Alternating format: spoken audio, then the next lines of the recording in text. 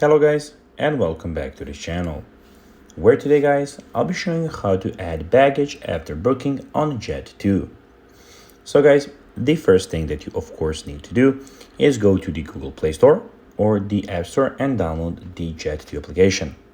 Now when you did that, you just need to go and log in to the application, but if you do not know how to do that, register to the application, but if you do not know how to do that, you can always go to our YouTube channel where we have plenty of how to Jet2 videos where you can see how you can do this.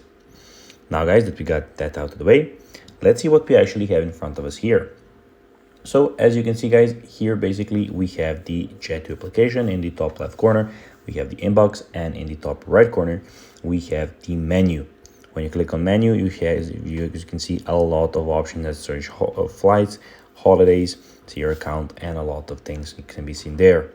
In the bottom tab, we have the home, holidays, flights, bookings, sign in, and the offers option. But guys, now let's see how you can actually go and add baggage after booking on Jet2. It is pretty simple. You just need to go and follow these few steps to know how to do it in no time. First of all, click on the top right corner, click on the menu.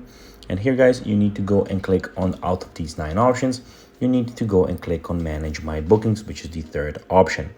When you click there you can go and add some more baggage if you of course want. Now guys, that will be everything for this video.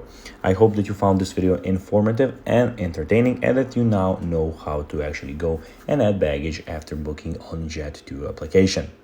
Of course guys, I will be asking you as always that if you could like this video, share it, subscribe to the channel, and put the notifications on.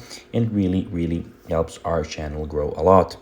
So guys, as always, I'll be seeing you hopefully in the next video. Bye guys.